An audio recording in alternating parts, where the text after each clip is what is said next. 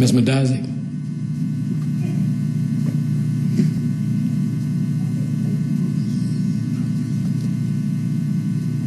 On that line of questioning, let's see if we can make this simple so even I can understand it. Okay. And if I can understand it, I think everybody will.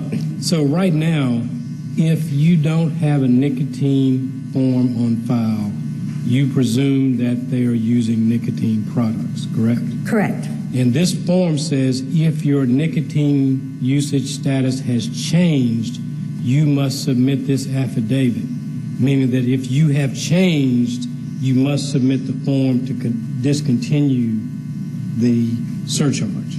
Yes. And that's what it says, correct? Correct. Now, what if you didn't submit the form in prior years, but you don't use nicotine products? You can submit the surcharge form, and the surcharge will be removed beginning with your deductions in December. Okay, but you don't have the ability to go back and get a refund if you can demonstrate? Not at this point.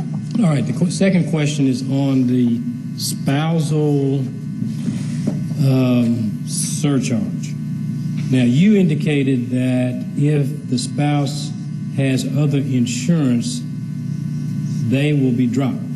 Yes, sir. And before that, they would be in charge of surcharge, correct? Yes, sir. Now, this form says if the spouse does not have access to health insurance through another employer, which is a distinction that if you have other insurance, is it not? It is. If I go out and buy my own policy, not provided by any employer, and I'm a spouse, I can still be covered under your plan. Am I correct? You may. All right, so your statement was somewhat of... Okay. All right, so now we're clarifying that if you have insurance through another employer, then you will be dropped.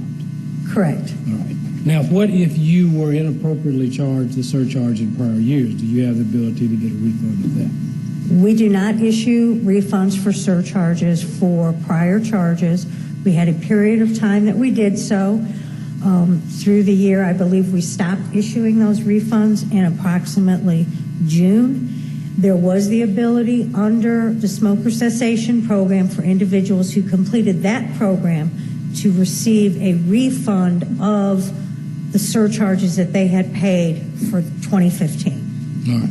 So essentially, you have to demonstrate that you're entitled to the spousal surcharge and to the nicotine surcharge unless you haven't changed any of your behaviors. Is that correct? You have to prove that your spouse is eligible, an eligible dependent, and you have to have the nicotine surcharge form on file. And one other comment, you had some language in there, if you didn't submit all of this audit information, that you could be dropped as well. How do you know whether you will be dropped or not? Well, we notify everyone.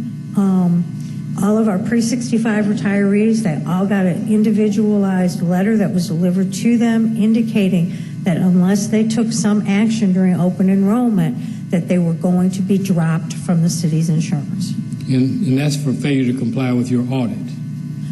Oh, I'm sorry, I didn't know you No, were. it's the audit. The audit, we made the decision that we were going to capture those people during open enrollment, and we were going to target them after open enrollment to see what the specific reason why they did not have the documents on file necessary for the audit, and we would deal with those individuals individually. Okay.